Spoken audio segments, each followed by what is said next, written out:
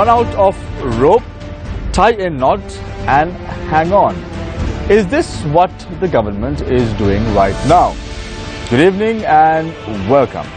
This is Face the Nation yet again, Monday night 9:30 p.m. right here on TV01.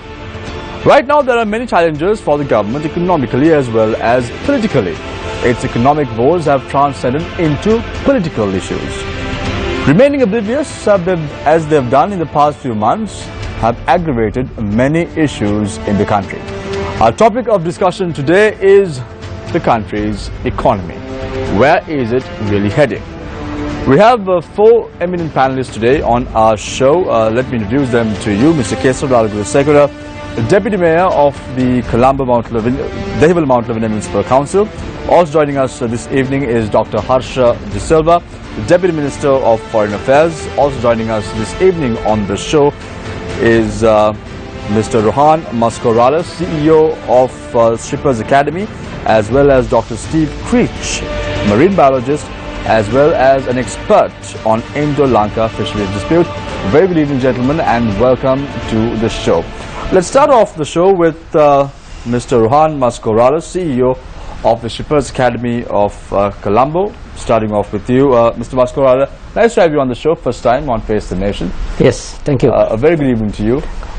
Starting off, tell us, what do you think about the country's economy? Are you concerned about where the country is heading right now?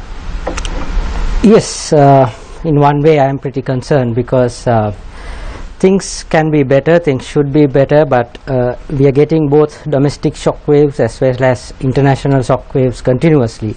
And today we are open economy, one of the freest in South Asia, and we are connected to the global economy in a very big way.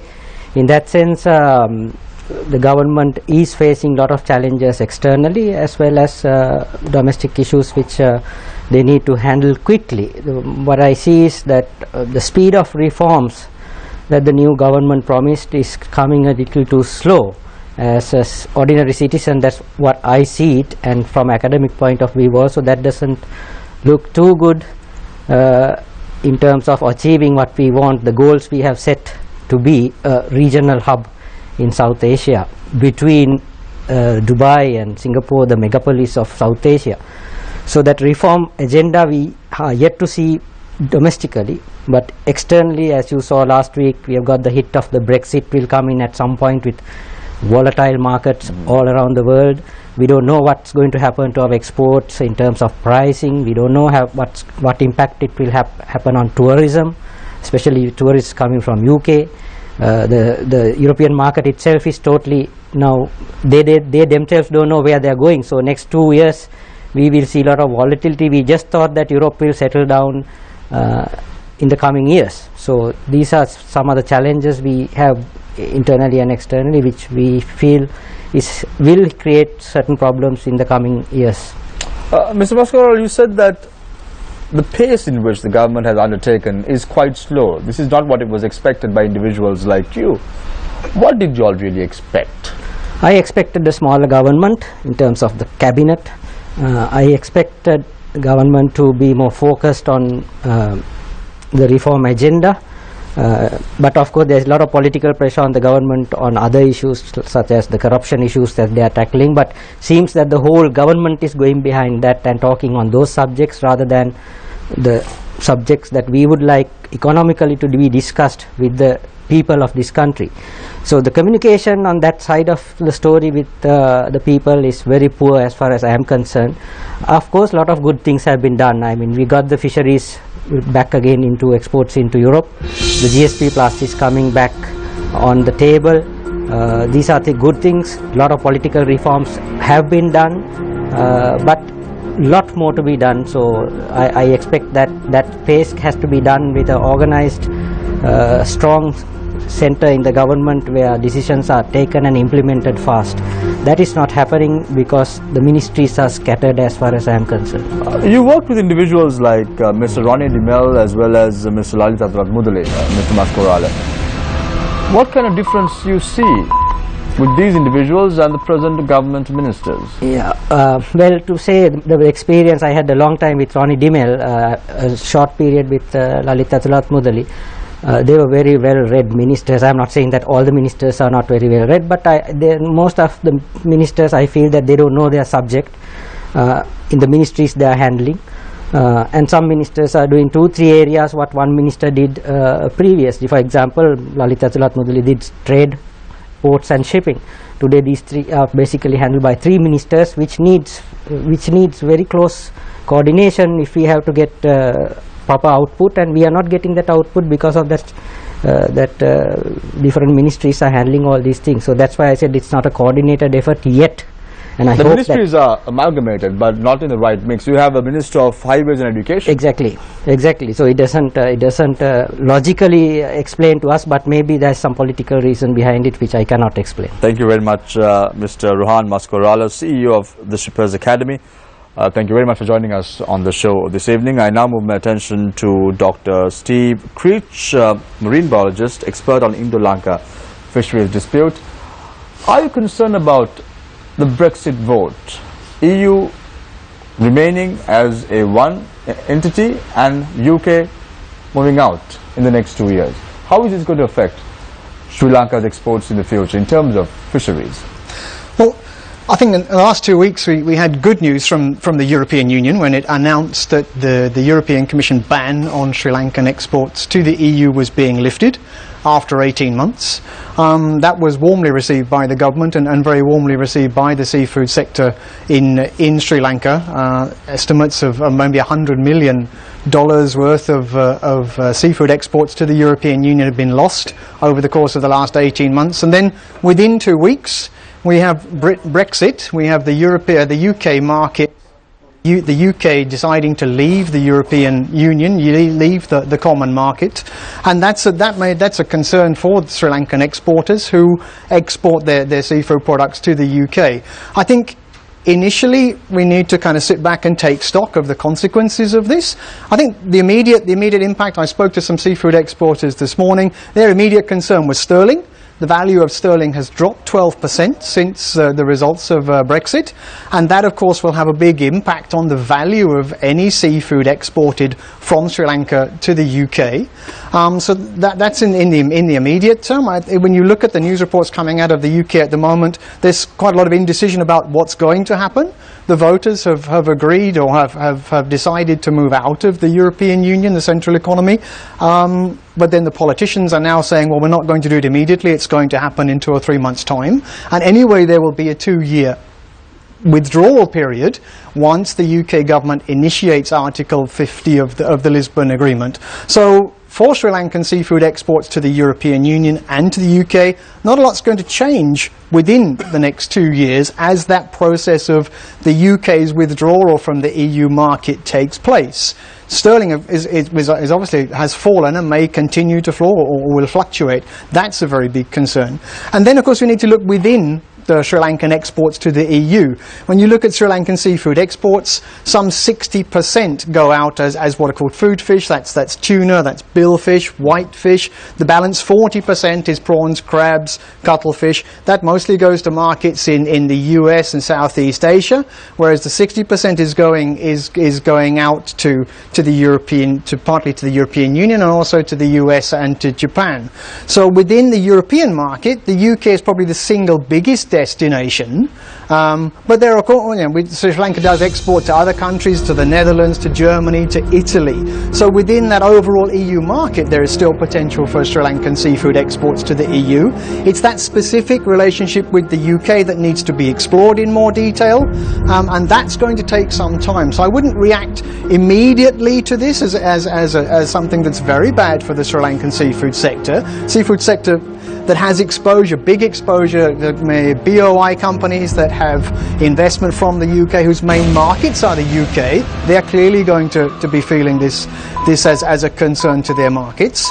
But other exports to the European countries will remain, and that opportunity now that the EU ban has been lifted will be there for Sri Lankan seafood exports to other countries who are still within the European Union. Thank you very much, Dr. Steve Creech, a marine biologist as well as an expert on Indo-Lanka fisheries dispute. We will talk to you more on our rounds that will be taking place right here at Stein Studios with regard to how we should move forward on fisheries exports. I move my attention to Dr. Harsha De Silva, Deputy Minister of Foreign Affairs. Doctor, you were part of the delegation that went to UK to campaign for the Remain campaign. You were there in the UK campaigning for the party that was ruling, that is David Cameron's party, saying that they should remain in the UK. My question to you is, why such a move? Why did the government take a decision to go to UK and interfere into something very political to their own country? Why did we interfere into a political affair of another country? First of all, it wasn't for Cameron, because Labour was fully for the Remain campaign. So it was not a party line that they took. Labour and part of Conservative. So that was for don't make that accusation that we were supporting a particular party or a personality. In fact, we did not ask them to vote either way. All what we said is we met with the Sri Lankan community and we told them that if Britain leaves the European Union, it will have a significant negative impact on Sri Lanka.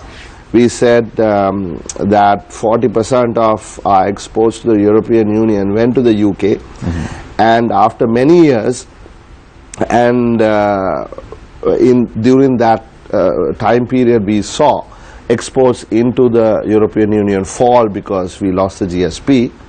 And I said after many years we were just about to launch the application to get GSP Plus back, and that was 11-12% duty waiver. And if the UK left the European Union, we will not get that duty-free access to the UK.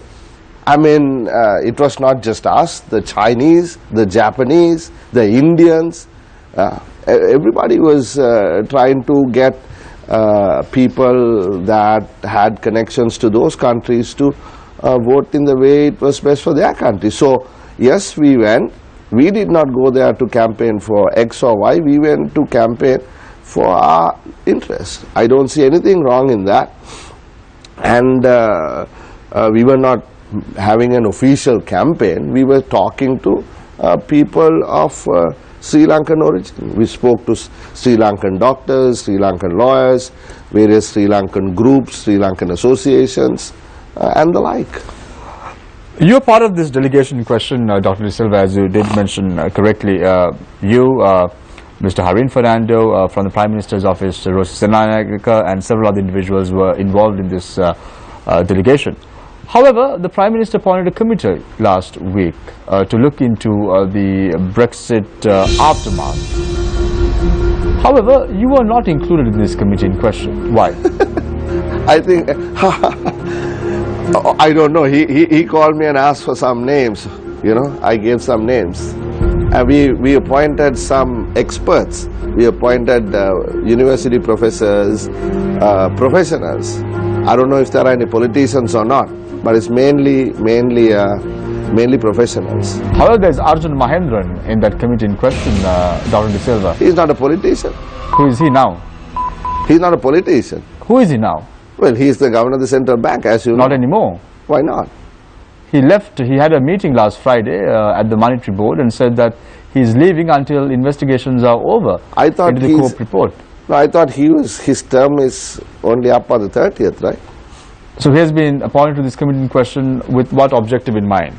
A man who has an investigation by Cope is appointed to a committee. Look, why? Look, you know, you can ask these questions. I don't have answers to all your questions. But what I'm saying is a bunch of professionals. I mean, you know, Anushka, Nishan, Sirimal, Indrajit, all these guys who are experts at international trade have been appointed. So Arjuna, as governor central bank, would have been appointed in that capacity. Dr. De Silva, you came among the top 5 during the August 17th elections that was held in the country last year. people had a lot of faith in an individual like you. When you come here today and say that you don't have answers to most of the questions that I pose, it brings somewhat a negative impact on a character like yours. No, I mean, I am who I am, and I will say what I think is right, and I will always, do what I believe is the right thing to do. People sometimes expect things that I can't deliver. I can only deliver what is within my scope, right? So people must understand this. Sometimes, people ask me questions, write to me on Facebook and, bragad me, completely bash me. But there is not much I can do. I'll do what I can. You took on the governor of the central bank a few months ago at a public forum as well. You asked him a question while others were silent. So you took a decision to ask questions of the governor because he was not doing the right thing? Look, that was a question on the annual report of the central bank. It was inside the central bank's premises. Whether I was in the opposition or in the government, I ask questions from people. That's the way I am. It's good to have a discussion. And it was not about what you might try to speculate here. It was about some transactions of the EPF some years back. Absolutely, yes. Absolutely. Yeah. I still maintain that some of these transactions from the previous time have to be investigated. And now, even now? Even now. Thank you very much, Dr. De Silva, for your thoughts. I now move my attention to Mr. Kesara Gunasekara, Deputy Mayor of the Devela Mount Lavinia Municipal Council. Mr. Gunasekara, the Prime Minister's decision to ensure that a COPE committee investigation takes place against the governor of the central bank while the governor is on leave. Is this the right move? Technically, I feel that the Prime Minister has not been properly advised in this particular instance, because the term of the governor comes to an end on the 30th of June. And a fresh appointment has to be made. Now, there is no provision in the Monetary Act for a temporary appointment. The only provision available is for a person to be appointed for a term of 6 years. Yeah. Mr. Gunasekara, how do you view this decision by an individual like the Prime Minister? Because we saw a similar investigation taking place last year as well. I recollect the Prime Minister saying in Parliament that the governor of the central bank is on leave until investigations are over. What is he trying to say now? Is he saying that the investigation that was carried out last year was wrong, and hence there has to be a fresh investigation? Because I remember him saying that the investigation that he appointed was independent. What is he trying to say to the public of this country? The COPE investigation is by Parliament, and therefore he has to understand that he must give his concurrence to that and to find out what the findings are of the COPE investigation. So do you think that a new governor needs to be appointed? A new governor has to be appointed. And not who a should proxy take governor. That decision? Not a proxy governor. Who should take that decision, Mr. Gunasekara? Is it the Prime Minister or the President? Well, it is as per the law, the recommendation of the Finance Minister. But I am sure the Prime Minister also will be a party to that. But the Minister of Finance does not even have the power of the central bank. Yeah, but as per the Monetary Act, he makes a recommendation. What sort of decision do you think that the President may take, your leader, the leader of your party? Well, if you look back at this whole scenario, I feel, if I may speak openly, that there has been a problem in 2015. It is very clear, and I say it with conviction, not with authority. I say it with conviction for the simple reason that if anybody analyzes this 27th February bond auction, it is very, very clear that one single organization, I don't want to mention names, submitted offers to the tune of 15 billion for a 1 billion bond auction. 1 billion. They submitted bids to the tune of 15 billion. So you're talking about perpetual treasuries owned by the son-in-law of the governor of the central bank. Now, 2 million of those offers came on time, but the balance 13 came after 11 o'clock in the morning. Time was extended for the Bank of Ceylon to submit a late bid. That was extended, and the extension was granted to 3 bids that came in after 11 o'clock, I presume. In total, 13 billion on behalf of this particular organization. Now the question here is, I saw, in fact, I heard the interview you had with the governor. He said in his own words that when this bond came up, and he wanted to know exactly how many had offered, he said at that time when he made that question, what was working in the back of his mind was the 9 billion request made by the Treasury or the Ministry of Finance. He said he had that in the back of mind, that's why he went up to 10. But the question is not that. The question is he had something else in the back of his mind. He had the offers made by his son-in-law. That was not disclosed. It is very clear that what was the intention of the governor of the central bank with this 2-year 1 billion bond, he was willing to go up to most probably 3 or 4 billion, and within that came the 2 billion offer of this particular organization. But on the day of the opening of the bids, there was a discussion between the governor and the ministers, Minister of Finance and others as well, where this additional requirement came in to the picture. That is the reason why the bid from Bank of Ceylon came last minute. I mean, a 1 million bid, if anybody wants, the maximum you can go is 2 billion, maximum. Thank you very much. This is exactly 1 billion. But you go up to 13 billion, 15 billion, and you say you have nothing to do with it. I fundamentally feel that this is a criminal case. He must be investigated. There must be a commission of inquiry appointed. That is not only with regard to him. I feel this particular organization must be suspended, and an inquiry held with regard to this particular organization, the EPF funds and the NSB, and find out what the connection is between these 3 organizations during the last 1.5 years. Thank you very much. Thank you very much, Mr. Kesara Gunasekara, Deputy Mayor of the Devil Mountain Municipal Council. In fact, just last week when we had the show featuring Mr. Chandra Jayaratna, he very clearly stated that this was not the first time that such an incident took place during the last 1.5 years.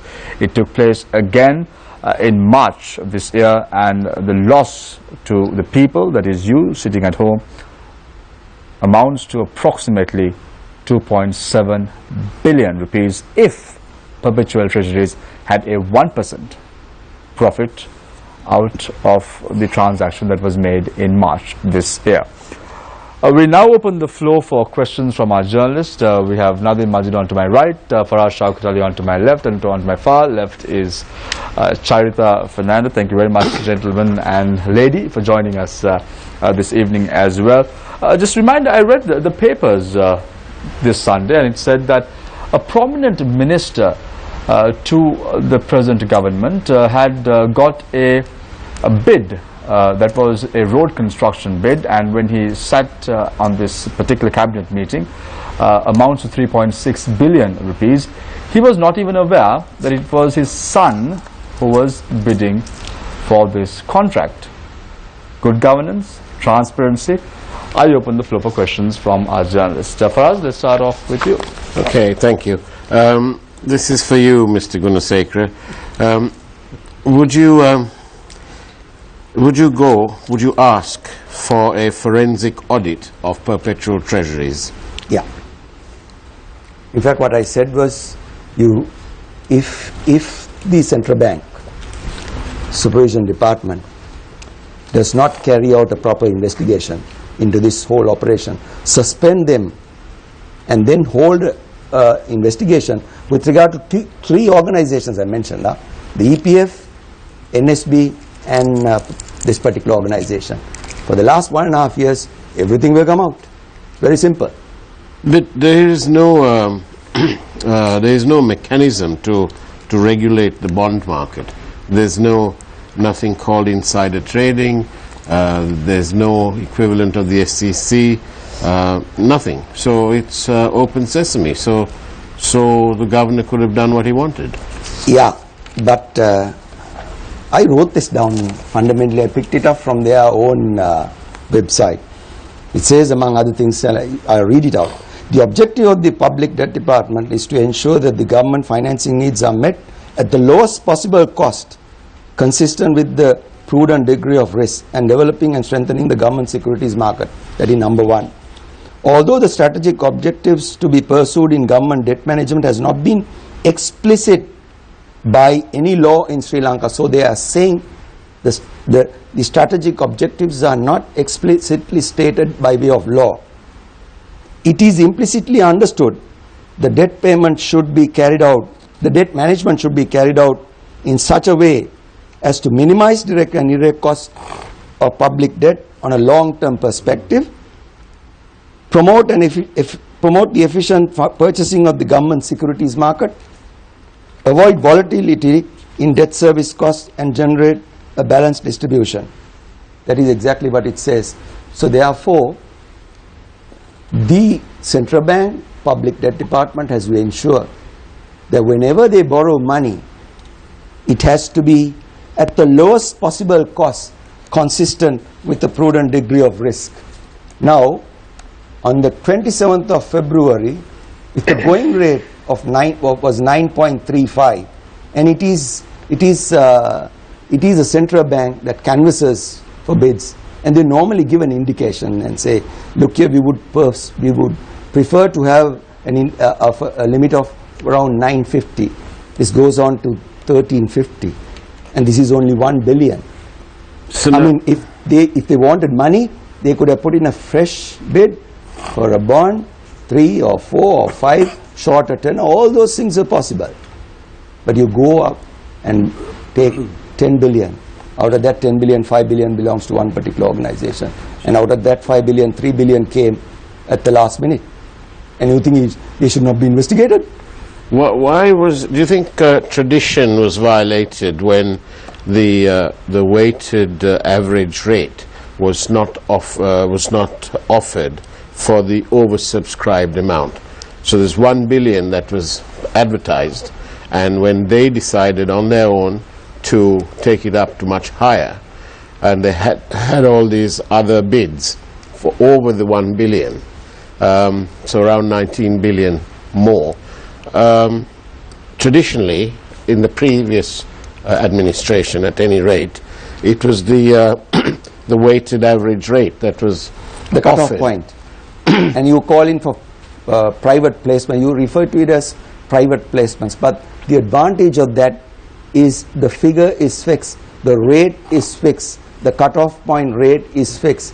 Whatever placements made by anybody does not go beyond that rate. It is advantageous to the country. So would it be fair then to say that the difference between the average rate and the rate that was finally agreed with perpetual treasuries, that difference is the loss to the people? Lost to the government and the people for a period of 30 years. 30 years. Dr. Archidis, I want to talk politics. I'm not a mathematician or an economist or an expert on the bond market, but let's talk about this from a standpoint of politics. The law doesn't say anything about the involvement of the Prime Minister in the appointment of the central bank governor. It's the President on the advice, on the recommendation of the Finance Minister. The Prime Minister is not the Finance Minister either. Why is the Prime Minister so concerned about keeping this individual, whose term is anyway ending on the 30th of June, when it has become such a politically toxic issue, it's damaging to your party as well, it's damaging to your government, it's damaging to the United National Party and to the party leader. From a PR perspective, from a political and PR perspective. Okay, I'll answer that. But before that, I must make some corrections to what Kesaralal, my friend, mentioned. You see, the bid was on one single day. There was no bids that came in and then kind of like a tender, they open the envelope. It was a particular day, bids came in and then the bids were bids were open. The issue here is there were two things that happened just before that particular auction. One happened, I think, a couple of days before the day of the auction, and that was adjustment of the policy rates. So that would have taken up the interest rate structure by some amount. That is one. The second thing, and the main reason for this whole change was it was moved from the previous what Faraz was talking about, regime of taking money through bonds to the treasury. That was a administratively determined mechanism which was called private placements. From that to a fully transparent auction system. So what you talked about, paying the average rate of interest, is correct if it is a private placement. Now let me tell you, if you go back over the last 5-6 years, you will see only 10% of the bonds were competitively bid upon. Only 10%. About 90% came in through what are called private placements. So private placements is not a transparent process. You know, it's on the telephone, you make these transactions happen and then you pay a predetermined rate, which, like Kesara said, could have been the cut-off rate, could have been the average rate. But in this case, it was a transparent process, right? So there was a fundamental difference in the way the money was taken into the treasury. So that is why, you know, people bid at, I don't know, 6-7% to 13-14%, right? So I'm just talking about the technique that was used. But this technique, but this technique has resulted in nearly 3% more, 2.5, let's say, more than the average rate, and about a week later, less than a week later, it came down back to the 9.8 whatever rate was prevailing. So on the balance of probabilities, it looks like a fix. Well, it's like this for us. Now let's argue this case in two ways. One, hypothetically, assume it was the same amount, right? 1 billion as opposed to private placement was put in auction. Okay? So then the rate would have been certainly lower, right? But here it was not 1 but 10. So that you can't fault the system. So moving away from a closed and non-transparent mechanism to an open and transparent mechanism is good, right? So let us not confuse. Transparent system, doctor, and only one company, 16 primary dealers, one company appeared to have the knowledge or some sort of astrological inside information that they were asking for more than $1 billion rupees. Yeah, I don't have the answer to that. No, I don't have the answer to that.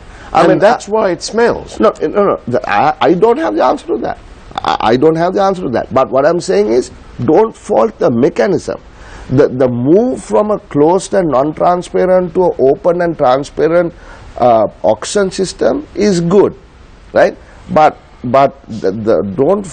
what I'm saying is, don't throw the baby with the bathwater. Right No, now, but- what we are trying to but, say is, you are but saying doctor, go back to private doctor, no. placements. If you had the average rate and it was offered to them, and if they didn't want to take it, fine. So you can have another auction the next day. Yeah, this is why it is not open. So there are two things. One is the way in which, the mechanism in which the bonds are floated. The second thing is, why did you change the size from 1 to 10? Don't mix up the two things, right? So I don't know how some people, why some people bid for large amounts at high rates. But I do know that the reason why one went through to 10 is because of a sudden requirement in the treasury. But whether that should have been announced earlier, in retrospect, I think even the governor had himself said perhaps it would have been better if that what he said that he takes responsibility for not informing the primary dealers of the increase. That's right. So this is the thing, right? So he is admitted to that. Wrongdoing. Yeah. Long time back he did A that. wrongdoing. Huh? He's admitted to a wrongdoing. I don't know whether this is the thing, I don't want to get involved in this thing, because there has to be, the person who you all are making allegations to also speak and on his behalf on, central bank. Well, we have Dr. Silva, but let me the central bank to come to the show and express his case of the story, side of the story as well. We invited his son-in-law as well, Arjun Aloysius, to come on the show, but both regrettably said that they do not want to speak to the public on the matter that was the bond issue that took place in the country last year as well as this year. Just to place it on record, Dr. Silva. Instead, Doctor, instead of the governor defending himself, we've got the Prime Minister of this country defending a public official. We've got a problem with that. No, Why can't he speak up? No, he made the decision. No, don't say that. What the Prime Minister has said for us is for the investigation to take place. I was there in Parliament when he said, let us even appoint a parliamentary committee, right, to look into this matter, right? So what even recently, what he said is, let the COP look into it. Right? So that is what is happening. I don't think he said he is right or wrong. I think what he did say, what he said is, look, these different things have happened, these changes have happened, these things, the interest rates have gone up. All of that is known. But I don't think at any point said he is right or wrong. I don't think he said that. But to answer your question, why, the Prime Minister wants to keep the governor, I think we have a economic plan to go forward for this country, and Prime Minister feels that the Governor Central Bank is an important member of that team. Dr. De Silva, but this is it cost a lot it took a lot of effort to bring this coalition together, to get this government into shape, to form this government. Why put it at risk over something that's so easily resolved? The term is over on the 30th of June. Why are you risking the continuity of this government, the continuity and stability of the government over something? Because as you yourself mentioned earlier, the Prime Minister's committee, if it's simply about having another team member, there are so many esteemed characters, personalities with the knowledge and the skills. Yeah, I think the like you said PR wise, you said politics wise, right? So those are different to actual what happened or what the fact. I don't know, right? I did not sit in the COP committee. I did not, hear the evidence. So I'm going by what the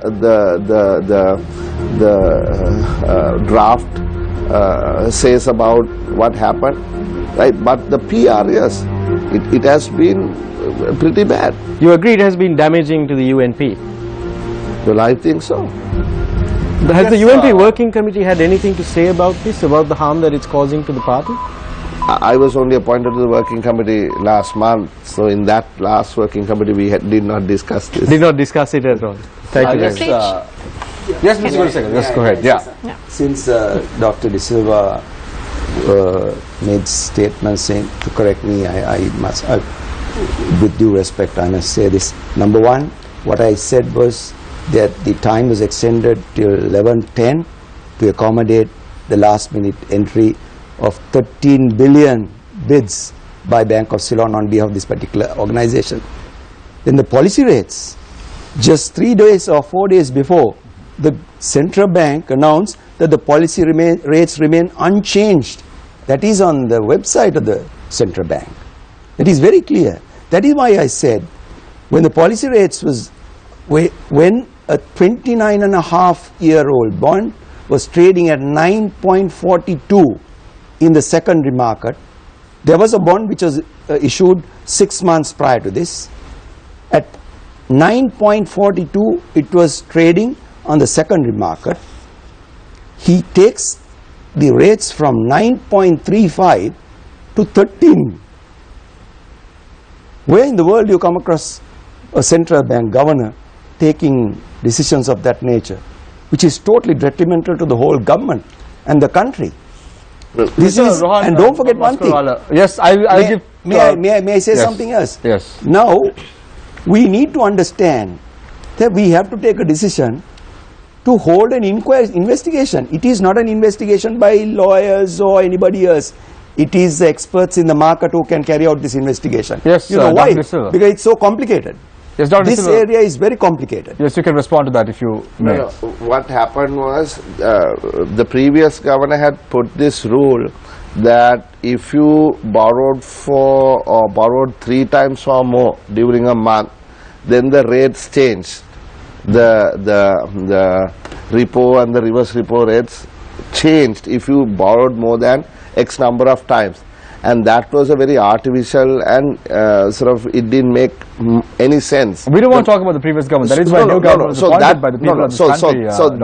That policy was changed, so that whether you borrowed X number of times a month or otherwise, everybody was borrowing at the same rate. So that is what I said, that there were changes in the policy rate. No, the change was for the detriment to the country. You know why I say that? Whatever anybody says, this private placement was good enough, because you know why? It is on the cutoff point final. It doesn't go, it doesn't even move 1 cent, 1% more than that. Listen. 0.1% more than that. No, listen. Now the question is this, if somebody makes bids, actually the decision with regard to private placement is very simple. Many people make bids, but the closing cutoff point is decided upon with regard to by the public debt department. No. When that happens, yes. wait, let me finish. When that happens, once a cutoff point is decided, they can, the others can always take in whatever they want at that cutoff point. So there's nothing hanky-panky in that. Yeah. It's very open. Right. So what? But this is, just imagine, this situation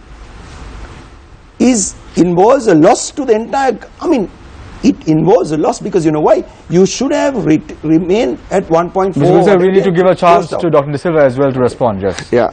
I mean, I don't know if you are aware. I used to manage one of the largest treasuries in one of the largest banks in Sri Lanka. So I also know a little bit about money markets and about auctions. And that's what many say, that I was the treasurer. I was a treasurer, so I know what I'm talking about. Yeah. And in an auction, when it is transparent, it is equitable. In a private placement, when it is not transparent, it is not equitable. What happens is, okay, you sell 10% of what you want to sell, right? And then the next day you take in 9 times more than what you actually brought in through the auction, and call up people I want and say, would you like to take it at this price or not? So how are these calls made? Who makes the selection, right? That's all non-transparent and unknown to the public. So that is why the Prime Minister Kesarlal said even before the election that we need to bring transparency into the bond auctions, and that they should move away from private placements to auctions. And it was Prime Minister's recommendation, and because the central bank comes under the Prime Minister, he, I think, had enough grounds to make that recommendation. Dr. Silva. We move on to Mr. Rohan Maskorala. We were talking about the bond market, Mr. Maskorala, and you said that citizens are not really satisfied with the transparency and good governance that was promised by the government prior to the 8th of January last year. As a citizen of this country, how concerned are you about the malpractices that took place at the central bank? Well, I don't come to a judgment that it's... I know you are not a judge. As a citizen of this country, as an individual who went to the polling booth and voted. It's very disturbing, actually, not only from the last 1.5 years, as Harsha said, the central bank has been rumbling in various ways since 2010, and that doesn't give a good... People are watching from outside whether to invest in this country, right? Whether they can trust on this country. If we can't solve these problems fast and get going, what we really need is economic development. These are hampering our growth. So end of the day, as a citizen, I see these have to be resolved, and the President, the Prime Minister and the Finance Minister, it's necessary the Cabinet, they all have to sort this out very fast, because this will definitely hinder growth, because people outside looking at, say, what kind of country is this? Last government was accused of this government accused of that. What kind of financial stability, the pillars of the fundamental pillars. So we need, as Harsha said, it's damaging to the UNP itself, he accepted. So why it will damage the country too? So it's very important that we just settle it somehow quickly. Charita? Dr. Creech, now you have been working with a lot of fishing folk in the north, and also doing a lot of research into the Sri Lanka-India fishing dispute. How serious is the problem, and do you have an estimate economic cost? How much are we losing? Well, various estimates. It's very difficult to estimate fish losses. Let's clarify the issue first, because it's slightly different from the bond issue which we've just been discussing. What we're talking about here is Tamil Nadu trawlers crossing the international maritime boundary that separates the north of Sri Lanka from south of India and fishing illegally in Sri Lankan waters. This has been an issue between Sri Lanka and India since the end of the conflict in 2009, and a number of studies have been done over the last 6 years to try to estimate the economic losses caused to the northern province and Sri Lankan fishing communities in the north by various academics, Sri Lankan academics, Indian academics, as well as researchers from Holland over the last 5 or 6 years, and they've worked out that roughly in the region of $40 million are lost every year as a result of Tamil Nadu trawlers fishing illegally in Sri Lankan waters. That works out at the current exchange rate at something like 6 billion rupees every year that's being stolen by Tamil Nadu trawlers through fishing illegally in Sri Lankan waters in the north. And that's an average estimate. It's incredibly difficult to estimate these kinds of figures, but you can say it's tens of millions of dollars that are being taken illegally from Sri Lankan waters in the north by the Tamil Nadu trawlers, and that seafood, which is Sri Lankan seafood, is then taken back to Tamil Nadu, processed and exported from the state of Tamil Nadu. Dr. we need to go for a short commercial break, but just before that, Dr. Creech, are you from the US or are you from Britain? Which country are you? I'm from the UK, originally from the UK, yeah. You're originally from the UK. We spoke about the bond market in Sri Lanka, and we spoke about certain malpractices that took place at the central bank, which are not yet proven. In a scenario like this, as a citizen of Britain, would you come to invest in Sri Lanka? Would you invest in Sri Lanka, Dr. Creech? A simple yes or no. It's an incredibly difficult question to answer as a yes or no. I'm not an investor. I'm not a businessman. I'm not sure. Let's say I give you 100 million rupees and I tell you invest. Which country would you choose? Would you again? choose? Sorry, ask the question. It's a hypothetical question. I give you 100 million rupees and I tell you invest in a country that you like. Would you invest in Sri Lanka? Well, yes, or of course, because I now live here. So yes, I would definitely invest in Sri Lanka. With the central bank bond issue that is taking place right now, when there is no economic stability, no consistent policy, would you invest in Sri Lanka? Okay, thank you very much, Dr. Creech. I get the answer from your brief silence there. I leave this break with a quote. The governorship of the central bank is not meant to win one vote or Facebook likes. But I hope to do the right thing, no matter what the criticism is, even while looking to learn from the criticism. Said by the former governor of the Reserve Bank of India, Raghuram Rajan, before his resignation. Probably the governor of the central bank in Sri Lanka can take note from this. We're going for a short commercial break, and when we come back, it's Face the Nation. Welcome back.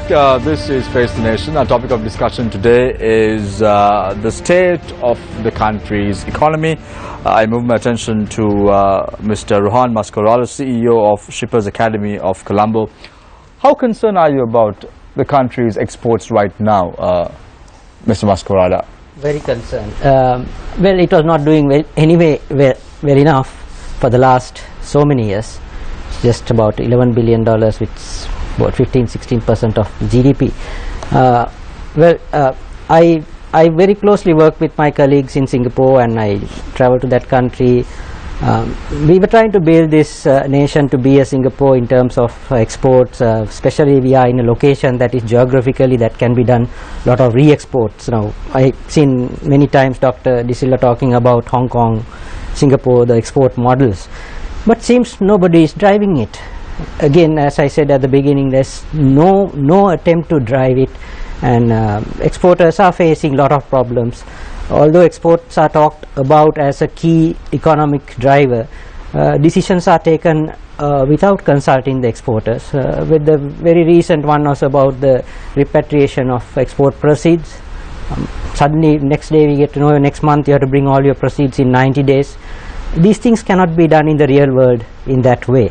So the consultation procedure, as again the ministries are in different directions, I don't see that that thirst to drive export is yet there, and I expect a UNP-led government to have a more proactive discussion with the industry, because exports are not doing well for both reasons, domestically as the costs and other elements. Labor reforms are not looked at. So we have domestic issues, we have external issues.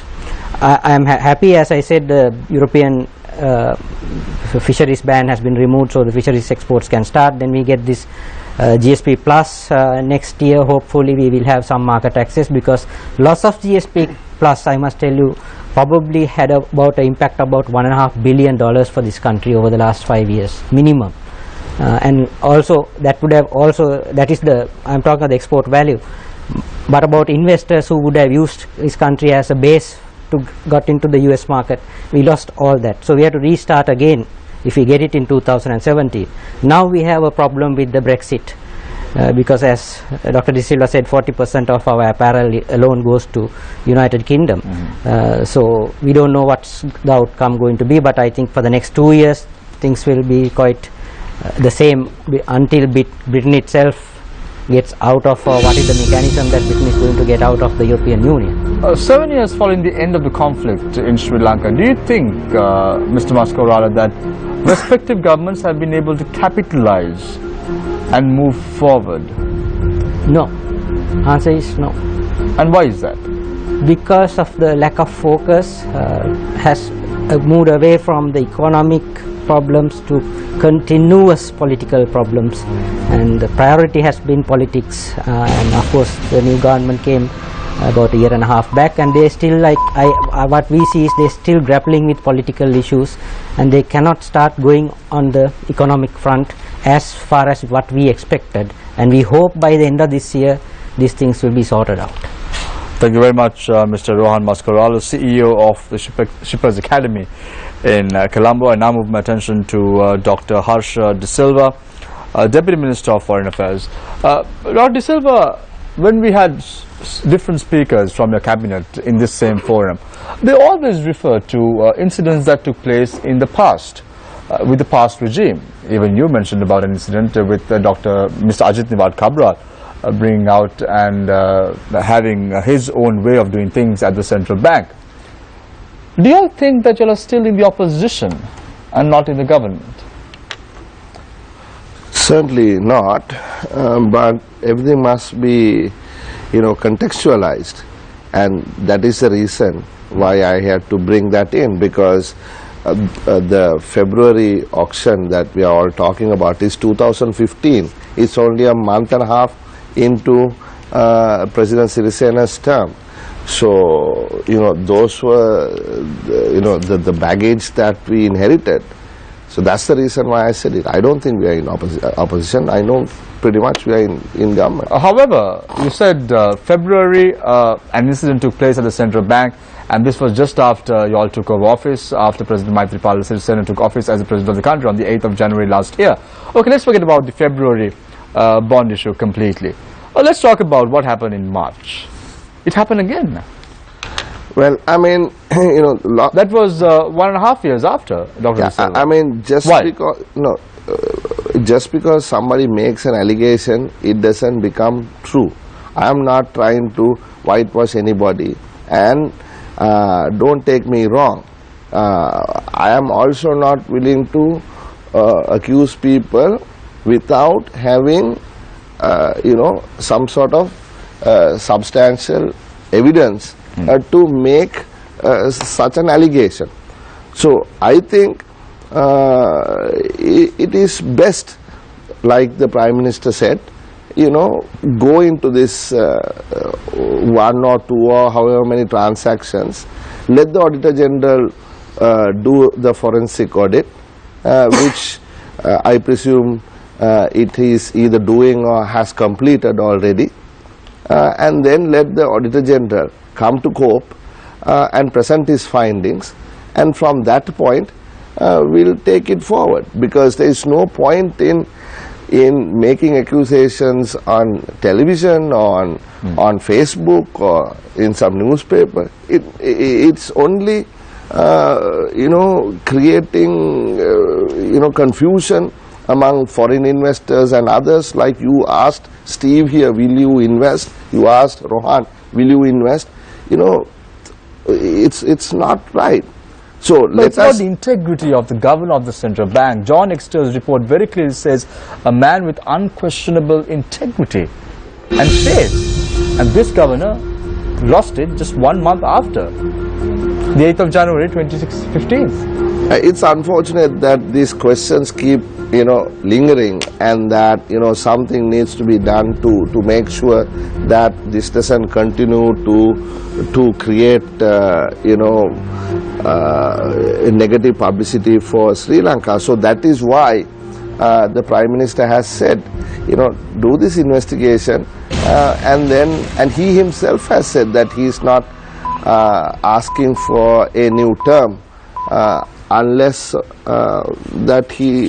he's cleared by the investigation by Parliament. So, Dr. De Silva, why a Singapore national? Why a Singaporean national? Not competent Sri Lankans are there to govern the central bank of the country? Well, on that score, I don't agree with these people who say that he shouldn't be doing it because he's a Singapore national. In this world today, I mean, where is the governor from, or the UK central bank? He's Canadian. But he's now a British citizen. That I don't know. After he took for over. us, you need to let Dr. De Silva. When your round comes, you can definitely pose your questions, Dr. De Silva. Yes. So I don't know. So I mean, in this globalized context, I don't think it really matters. People go and work in all different countries. CEOs of now CEO of Microsoft is an Indian guy, right? I don't know what citizenship he holds, but the Minister of Economic Development was an American guy. You see here, last government, the Secretary of Defense was an American citizen, right? So I guess you could have following asked on the those footsteps questions of the former regime. No, what I'm saying is if these had happened in the past also, and it may happen in the future, because citizenship I don't think must be should be taken as a reason why he should or he should not be holding a particular post. Dr. Silva, when and if the governor of the central bank is found guilty, would he be tried in Sri Lanka, in our courts? Well, I mean, that's a very hypothetical question, right? And on what? I said when and if. Yeah, so on what? Now, let me ask, now we have been for the last so many years screaming about fraud in the EPF, right? About pump and dump in the EPF and so on. But the law needs to be changed, and I think now that is happening. And I was asking the chairman of the Securities and Exchange Commission just the other day in Parliament. He was summoned for something else, and he said the entire investigation unit, the members of that unit had to be changed, and now they're looking into it. So let us see, like Faraz said earlier, you know, we don't have a regulator for the bond market, you know, unlike in the equities, the stock market. And even with the regulator in the stock market, with investigators, with you know, people who are always looking at these transactions on a minute by minute basis, even there we haven't been able to you know, try a single pump and dump dealer in the stock market. Thank you very much. First we didn't do that. Thank you very much, Dr. Silva. Because you spoke about EPF, rumor has it that this year March, just to bring it to your attention, this year March, if you are not aware of it, this year March, when the bond issue was taking place, the EPF representative first had fallen asleep and then had fallen ill. Then coming and bidding at the bond market, he was on first instance he was ill, and the second instance he had fallen asleep. Just to bring it to your attention, Dr. Silva, if you're not aware, that's what we discussed last week on the show. Not right now for us. In a minute, I now move my attention to Mr. Kesarral Gunasekara, Deputy Mayor of the Devil Mount Lavinia Municipal Council. Good governance and transparency was what was promised by this regime. Is it evident? Governance and transparency will take a long time. How Whether it long? is Sri Lanka or any other country, it takes a long time, because you must understand that we have gone back for a few miles. So to come back to governance, it will certainly take time. And the pace is slow. That is because you have somebody else in Parliament trying to derail the government. That's another process that is taking place. So with that, we need to understand that things will take time. But there are a few things I would like to mention. The reform of the labour laws is very vital, and that is taking time. That should not be the case, because for economic development, labour laws needs to be revamped immediately.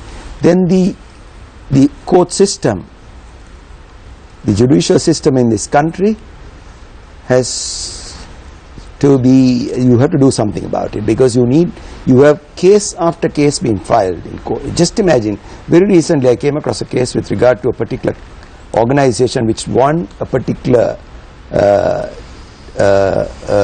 tender. Subsequently somebody went before courts, injunction was issued. Now that party says, look, we got all the proofs necessary, but still the injunction is served. Now somebody needs to talk to the courts and tell them economic development cannot take place if the court keeps on issuing injunctions, doling out injunction after injunction. You can't do that. If somebody has taken the proper approvals and gone ahead with the program, mind you, he may be investing somebody else's money. That investment cannot be blocked. Nobody is going to come and invest in Sri Lanka if this pattern continues. We need to understand, it's the same thing that goes to the present government also. The Port Harbour project should not have been stalled, because I always believe when a government signs an agreement, it is the government.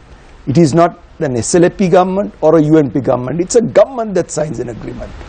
When a new government comes into the picture, you can't say it's the old government that signed the agreement. No, it is the government.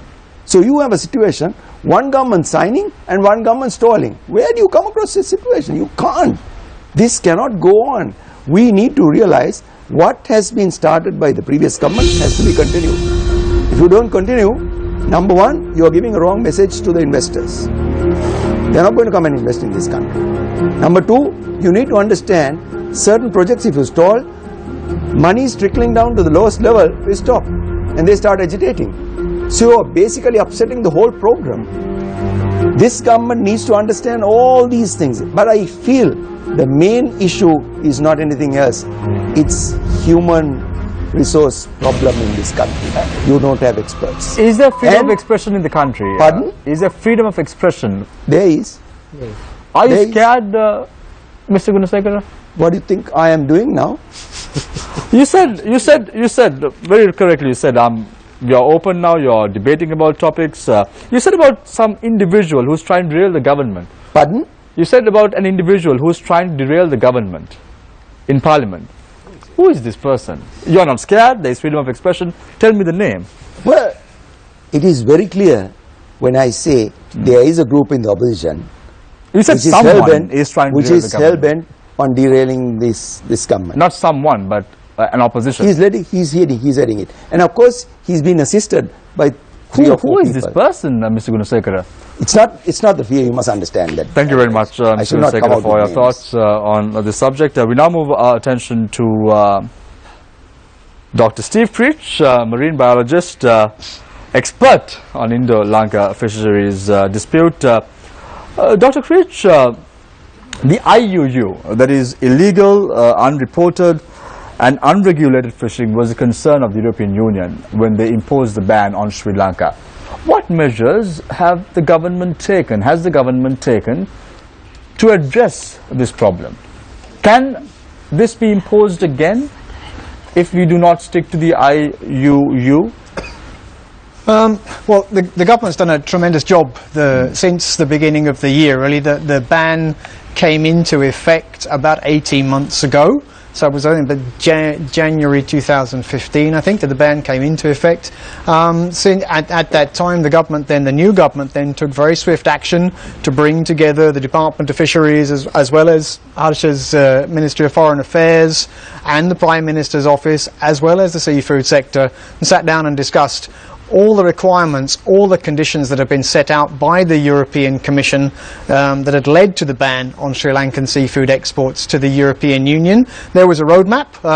That was set out and a task force that was formed, and there were 57 tasks within that roadmap that had to be achieved and have been achieved within the last 18 months. And that's a tremendous achievement by the Ministry of Fisheries, by the staff of the Department of Fisheries, supported by national consultants who've done an excellent job to put in place and to rectify the legal, the administrative, as well as the monitoring, control and surveillance inadequacies that there were in Sri Lanka to manage, to monitor and control the Sri Lanka's offshore high seas fishing fleet, as well as to introduce a fleet policy and improve institutional capacity to ensure that Sri Lanka has the ability to manage its high seas fishing fleet in the future. And if it can do that, if it can do that, then that means that we'll be able to continue to export seafood to the European Union. Dr. Creech, the present government takes credit for the lifting of the EU fishing ban. How do you view this?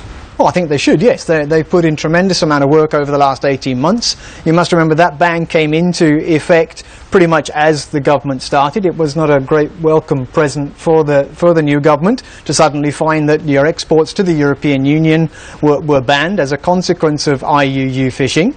And the government took swift action. The seafood industry as well, Seafood Exporters Association Sri Lanka, joined with the Department of Fisheries, with the Ministry of Fisheries, Ministry of Foreign Affairs, backwards and forwards to Brussels to find out exactly what the conditions were, what kind of new regulations, what kind of new legal and administrative processes they needed to put into place to ensure that Sri Lanka was compliant with international standards for fishing in international waters.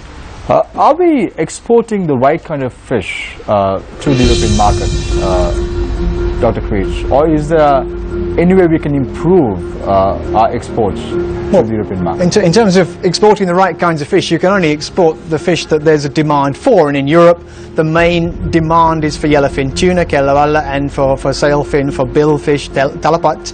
So those are the main export varieties of fish from Sri Lanka to the European Union. What can the government do to improve infrastructure to the fishing communities in the coastal belt of the country?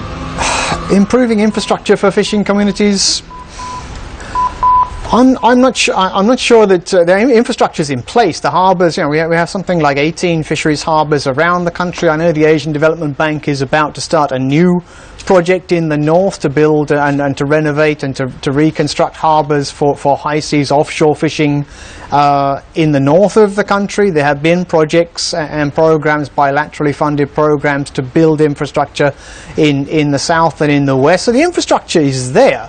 I don't think it's an infrastructure problem. There's a fleet problem to some extent, in as much as a lot of Sri Lankan vessels are very small. So you're talking sort of 15 metres up to maybe about 20 metres, which is in international terms still not a commercial fishing vessel. Commercial fishing vessels start at 24 metres. So almost all of Sri Lanka's high seas fishing fleet, I think it's about 1,600 vessels that have been registered now by the government, by Sri Lanka to fish in the Indian Ocean. They're all less than this international minimum size for a commercial fishing vessel. So one of the disadvantages that Sri Lankan fishing vessels have is they're very small. There is a large number of them, there's 1,600 vessels fishing in the Indian Ocean, but they are very small. So moving forwards, larger vessels, Sri Lankan vessels fishing in the Indian Ocean, would increase the capacity of those vessels to harvest fish.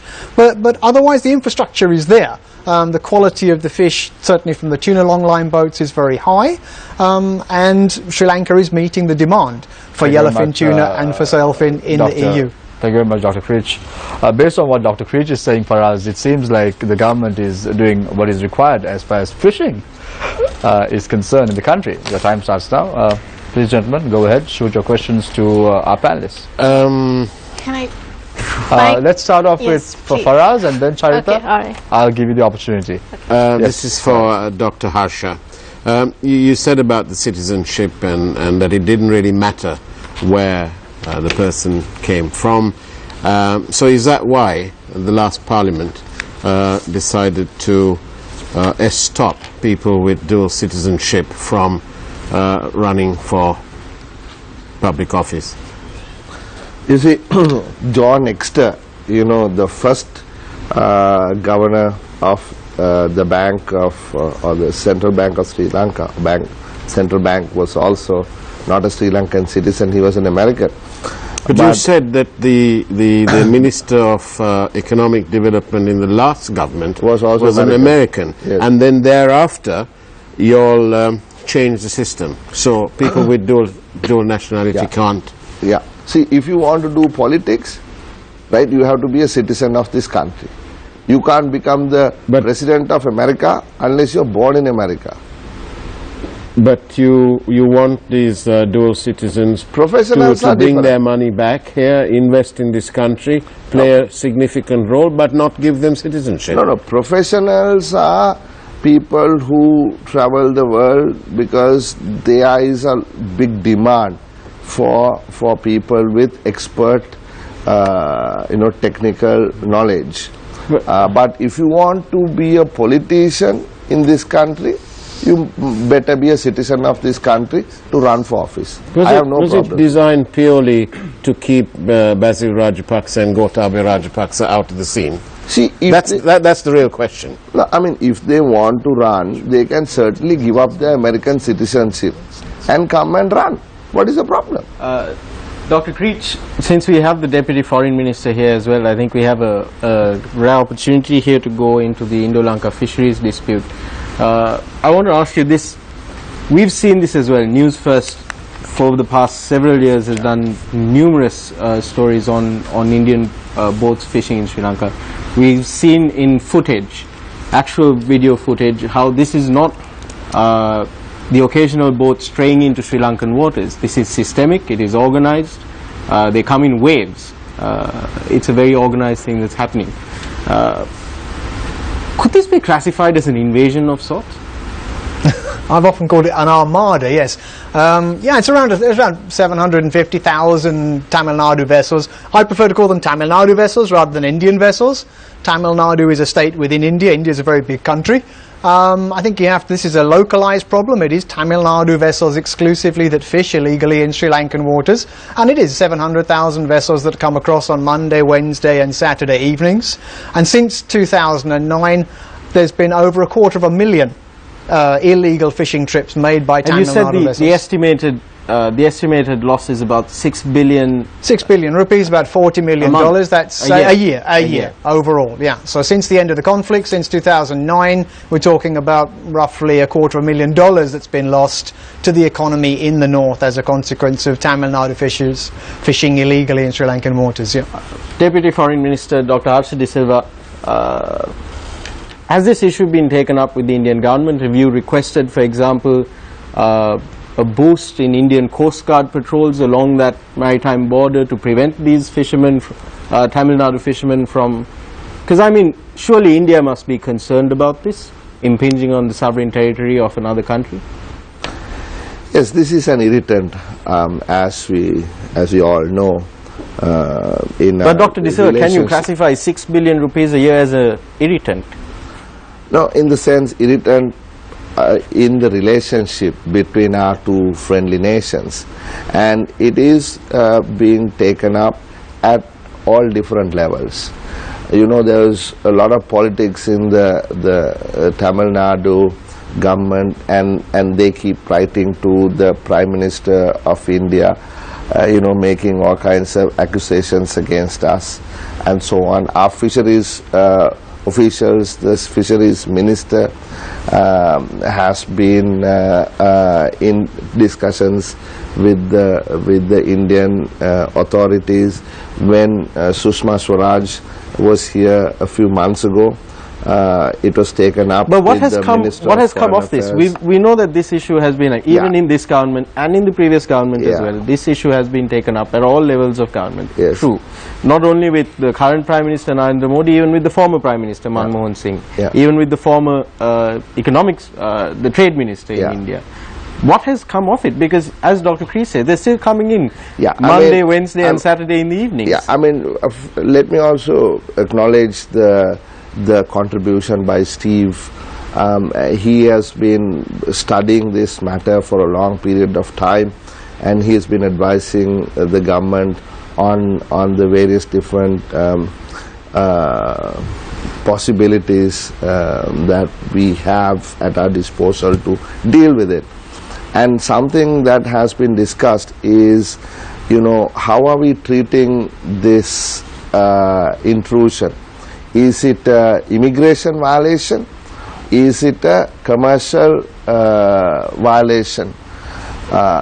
So if it is an immigration violation, you keep the people here in detention for a month, 2 months, or perhaps even less than that. You read in the newspapers and they are released. And the same thing happens to our fishermen on the other side, right? Should we just, you know, forget it as immigration violation and then, you know, sue them on commercial intrusion using international fishing law? But they're not migrating here, Dr. De Silva. I mean, this is organized. This is a organized enterprise. Dr. Kreech.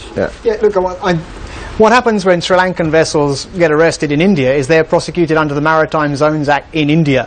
It's the boat owner that's prosecuted.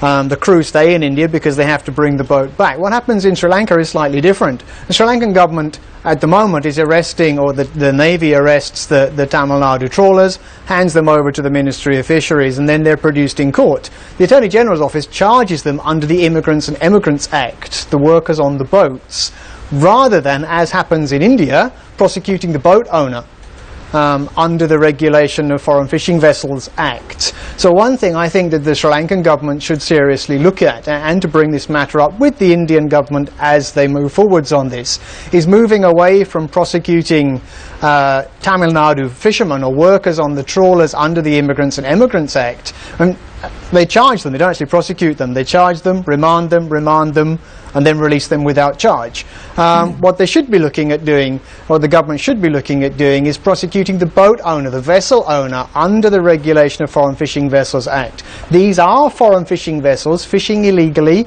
in Sri Lankan waters, and it's IUU fishing.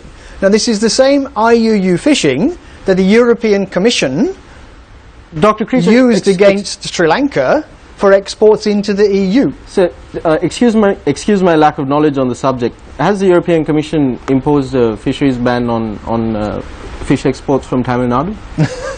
No, it's not a lack of knowledge. No, certainly no.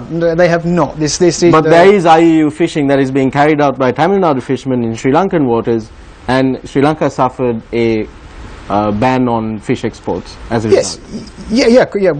Not entirely their fault, but a significant portion, I would say. Yeah, exactly as you say. Sri Lanka, India is involved in IUU fishing in Sri Lankan waters. Tamil Nadu vessels are involved in IUU fishing in Sri Lankan waters. India itself has a little bit of an IUU fishing problem within the Indian Ocean.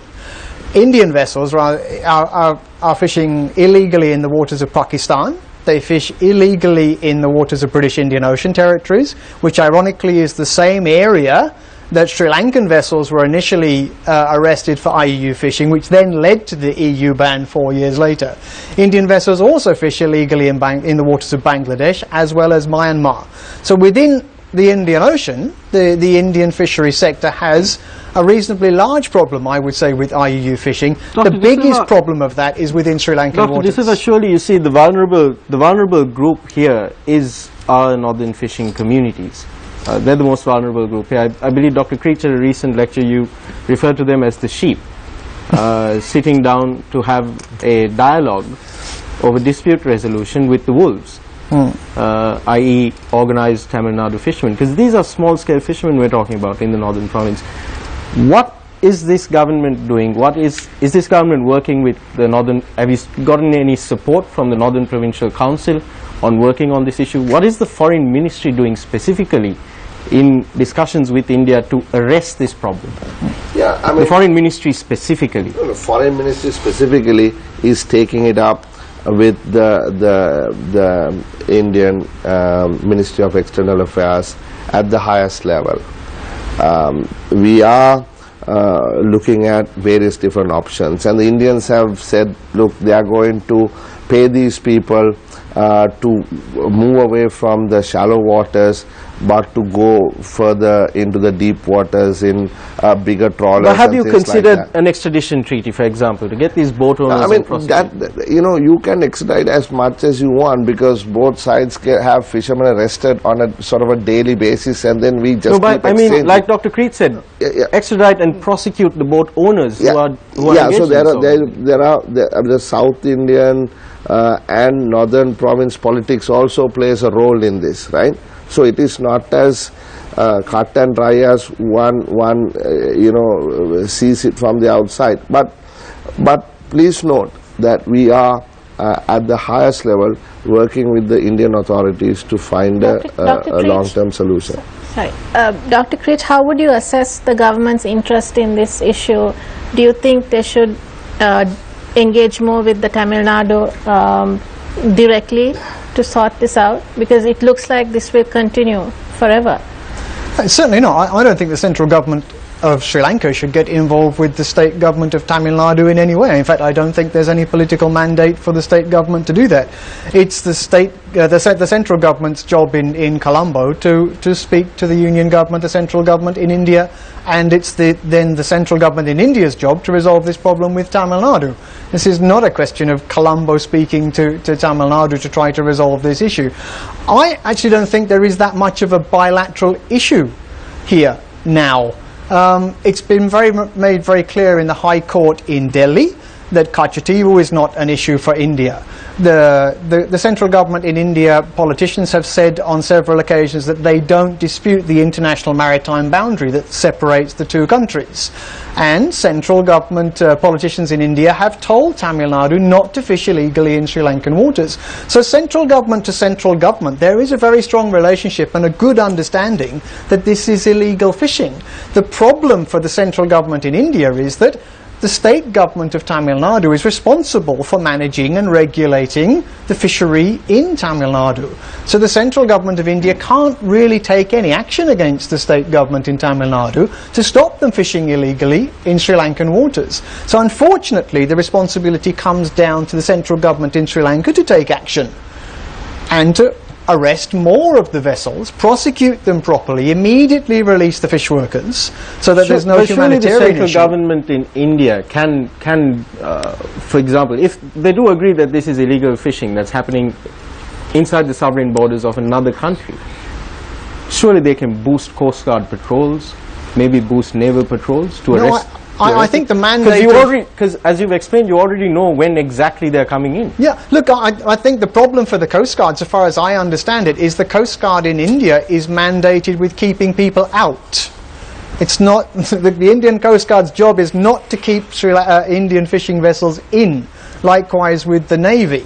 So unfortunately, responsibility for managing this problem falls to the Sri Lankan Navy, falls to the Sri Lankan Coast Guard, and unfortunately becomes the problem of the central government in Sri Lanka. Because it's quite clear that the state government in Tamil Nadu is not going to do anything about this, because they're earning $40 million every year by illegally harvesting Sri Lankan seafood.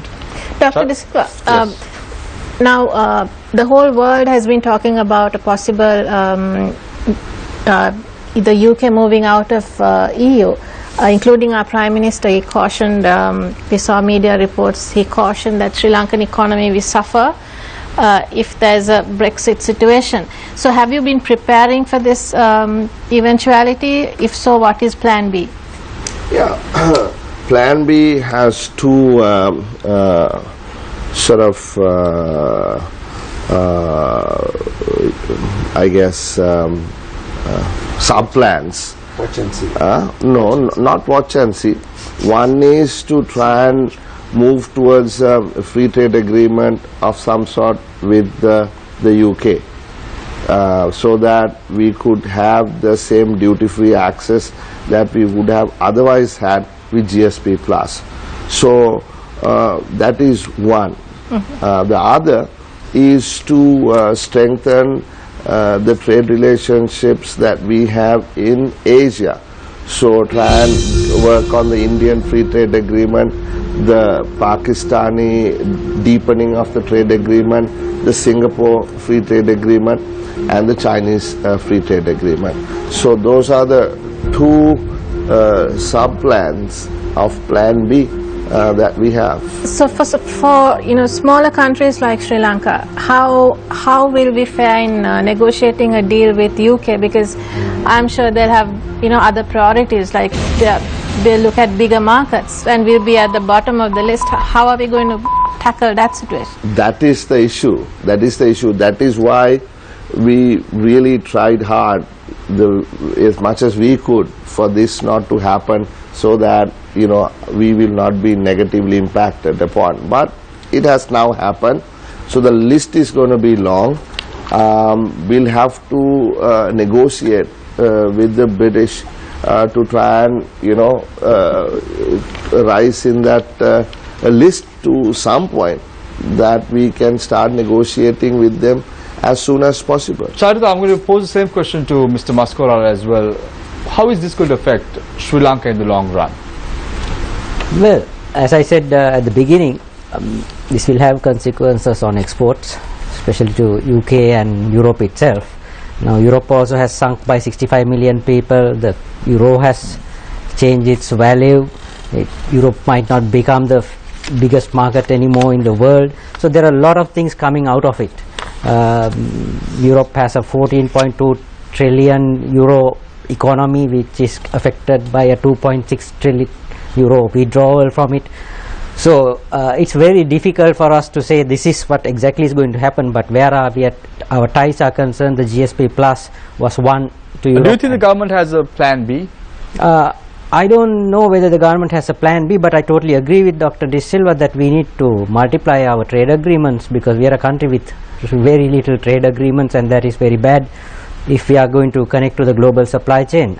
That is a very bad equation we have, and if you look at countries like Singapore, they have 50, 100 trade agreements with various countries, and that is what we need to work towards. Probably this is a good eye-opener. We relied on a regional body to export our commodities or whatever we are doing. Will the government make an attempt? You said I before think so. that I think so. The previous time also, Honorable Ranil Wickremesinghe was the Prime Minister in 2000. He tried to negotiate a bilateral agreement with the United States. I think he nearly came there.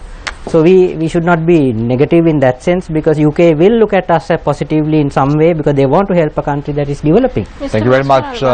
We have to leave it at that, Charita. I'm very sorry. I gave you some time as well. Thank you very much, journalists Nadim, Faraz, as well as Charita. We're going for a short commercial break, and when we come back, it's the final round. Welcome back. This is Face the Nation. We start off the final round with Dr. Steve Creech, a marine biologist as well as expert on Indo-Lanka fisheries dispute. Dr. Creech, how many fishing boats encroach Sri Lankan waters from India? Pardon? Do you have a particular number on the number of fishing boats encroaching Sri Lankan waters? How many fishing boats are encroaching? Yeah, roughly, as I said, it's around 700 to 1,000 boats 3 days per week, Monday, Wednesdays and Saturday evenings. So that works out at sort of, what, 2,000, 3,000 illegal fishing trips every week.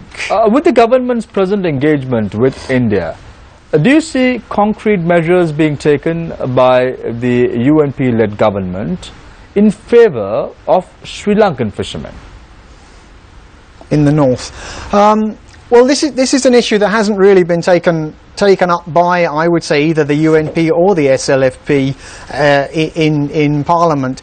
The Fisheries Minister, being the Fisheries Minister, has spoken out very strongly on this issue and has been very supportive of northern fishermen, Sri Lankan fishermen in the north. But it was the JVP actually who brought this issue to Parliament last year. They brought an adjournment motion to ask why it was that the government was simply not taking any action to protect the rights of Sri Lankan fishermen in the north and access to livelihoods which is being denied to them by this continuous incursion of Tamil Nadu trawlers fishing in their waters. I'm posing this question to you in particular because of a reason, because every time the Sri Lankan President or the Prime Minister or even a high-level Sri Lankan delegation visits India, you see that the courts release the Indian fishermen who are in the custody of the Sri Lankan authorities. However, this rarely happens when it comes to the Indian side. It doesn't happen vice versa. What you're saying is true, yeah. What tends to happen is that the Sri Lankan Navy arrests a number of boats, then a number of Tamil Nadu fishermen build up in jail. I think there's about 40 in jail at the moment. So I think we can expect fairly soon, if there's a visit by a Sri Lankan foreign minister or prime minister or politician to India, that those fishermen will then be released as a goodwill gesture. It's always Sri Lanka making goodwill gestures towards India and releasing fishermen without charge. Why they should continue to make those gestures, yeah, I don't really understand. What Sri Lanka really should be doing is going to India and saying, look, this is a problem and we do need to solve this problem. We can't keep delaying it simply because India is unwilling to allow Sri Lanka to take action against these boats fishing illegally in Sri Lankan waters. Thank you very much, Dr. Creech, for your thoughts. I now move my attention to Mr. Rohan Maskorala, CEO of the Shippers Academy of Colombo. The Prime Minister seemed to be having a plan. Seems like it's running in his head. Does the government have a plan, Mr. Maskorala? I think so, I believe so, but the vision of the Prime Minister doesn't seem to come down the line. When you listen to the rest of the people, except people like Harsha, there are exceptional people who come, but you are right, I don't see that vision trickling down properly. I must tell you that since you asked that question, I think Prime Minister Wickremesinghe is probably the last member from the Jayajawardena cabinet that had a strategic development plan for this country in 1977, and he knows how to handle it, but I don't know whether he has the people around that Mr. Jayajawardena had to put that transformation in front. That is a question. But I just want to tell the government, okay, I met Ronnie DeMel 2 weeks back. He was my boss, and I asked him about the government, and Dr. Razin Sali was with me. He's the advisor to the Prime Minister, and he asked a couple of questions, and Dr. Dimel, he's a doctor. Dr. Dimel said that, well, today's government has got a better opportunity than what they got in 1977. What he meant by the UNP and the SLFP working together under a peaceful environment in the country, this government has the best opportunity, but if they miss the chance, Sri Lanka will miss the chance. That's what he told me. So which I think is true. The best opportunity is with Harsha and the government. And I just want to quote you something from another person whom I follow. It's the Lee Kuan Yew of today, the UAE Prime Minister. I just want to quote one paragraph relating to this. He says, life consists of number of opportunities, and great opportunities do not come knocking on the people's doors. Whoever wants such opportunities must grab them when they arise. For these people and for himself, we have to be powerful, strong-willed, determined and willing to grasp such opportunities so that we do not have to scavenge the leftovers of lions. So we as a country has somewhat failed in the past. We laughed at Korea, we laughed at Dubai, we are now sometimes laughing at India. If we go on the wrong path, very soon India will take so much of a development project forward, we might have to lose out to India if we don't put our things right now with the opportunity that we have got. So that's the message that I want to tell the government. Get into action now. Thank you very much, Mr. Rohan Mascaral, CEO of the Shippers Academy of Colombo. I'm going to quip a quote that you just said right now. You said, today the government has a better opportunity. If they miss a chance, Sri Lanka will miss a chance. The government should act. He was quoting from a meeting that he had with Dr. Ronnie Dimel. I now move my attention to Mr. Kesara Gunasekara, Deputy Mayor of the Dehavel Mount Lavinia Municipal Council. What must the government really do, Mr. Gunasekara? Well, there are several things. If I may start on the parliamentary system of governance, I feel that we have a serious problem because we fundamentally run ministries, we're supposed to be running ministries through the consultative committee process. I feel that is not happening as at present because we don't have experts and professionals in the system. So Parliament is fundamentally there for promulgation of laws, promulgation of decision of policy, and to work out and see as to how the laws have worked in several spheres. Now these three areas are crucial to any parliament. Unfortunately, in the Sri Lankan context, I don't see any of these things happening. When I say I don't see, it doesn't mean nothing happens, but the quantum wise what is happening is at a very low level. The reason for that is we have 225 members of parliament. We feel that when we divide ourselves into consultative committees, we can do wonders, but that doesn't happen because we don't have experts and professionals in the system.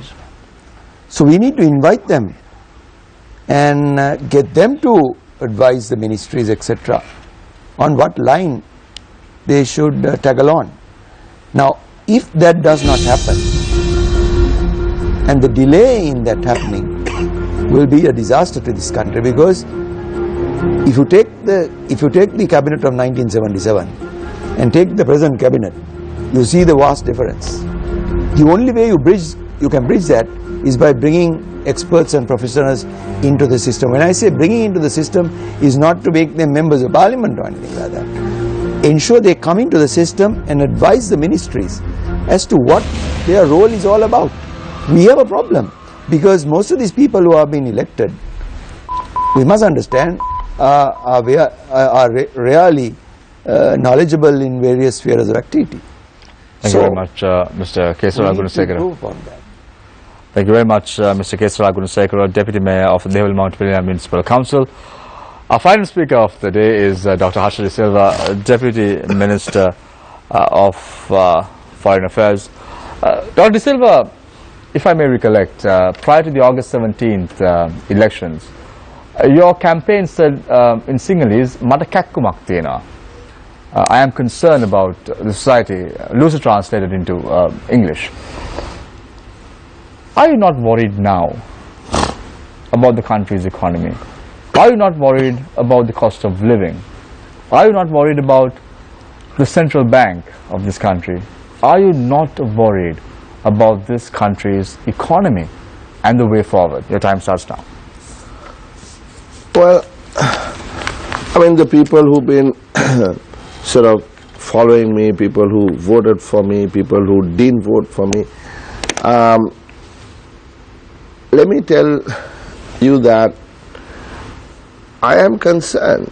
I'm concerned that, like Rohan said, we have an absolutely wonderful, rare opportunity. First time in this country that we have both major parties working together.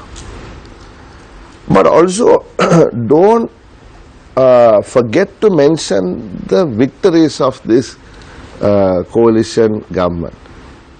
Don't forget that we have strengthened democracy, that we have given people the freedom, that there is the space for you to ask me these questions and for me to answer these, and we can all step out at midnight and drive home without somebody stopping you halfway and putting a bullet through your head, or that this studio is not burnt down because you ask me these tough questions.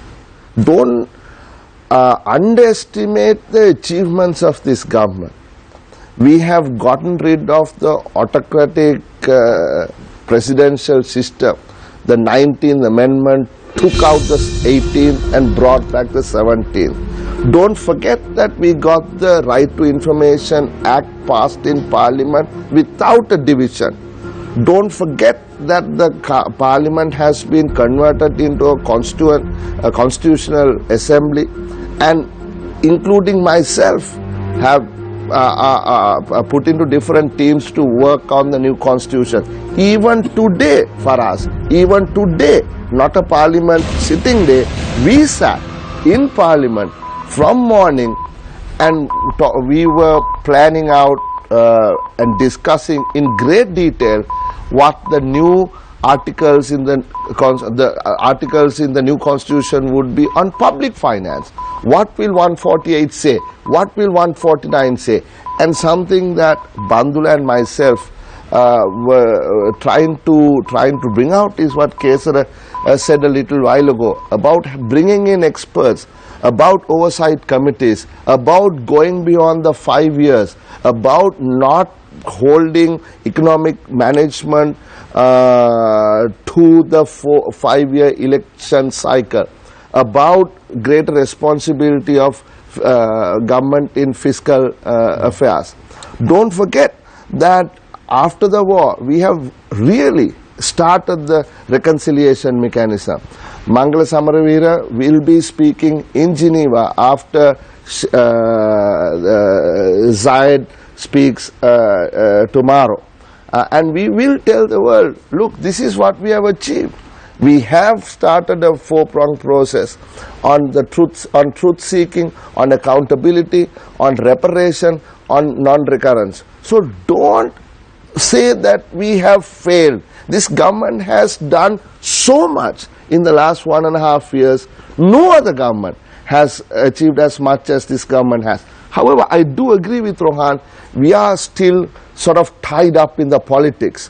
We need to untangle that politics, and because, like he said, people who lost twice, not once, twice, won't let us even have 2.5 years time to get this ball rolling. Democracy is alive and well in this country, and that is what people voted us in for, and we have delivered on that. Sure, I am concerned about the economy, and that is not only because of domestic issues but also external issues. However, let me assure you that I will do what I promised the people, and will do the best I can to ensure not only on the foreign side but on the domestic side that we will succeed. Thank you very much, Dr. De Silva. Thank you very much, Mr. Kesara Gunasekara, Dr. Harsha De Silva, Dr. Steve Creech, as well as Mr. Rohan Mascorala for joining us this evening on Face the Nation. In respect to our organization's stand, we have never feared any government before. We were in fact attacked in 2009, the Parliament Studio Complex, if you may recollect right, gentlemen and ladies who are watching us at home. We were attacked, but we never feared, for the sake of you sitting at home. We will never fear today, we will never fear tomorrow. We will always stand by you, the public, no matter what happens. That is our pledge, and we stand tall with you on that respect. I leave you tonight with a quote, as I usually do, with respect to Mr. Gunasekara as well as Dr. De Silva. No offense to the both of them. Politicians are all the same. They make pledges after pledges. They promise to build bridges even when there are no rivers. Take care and good night.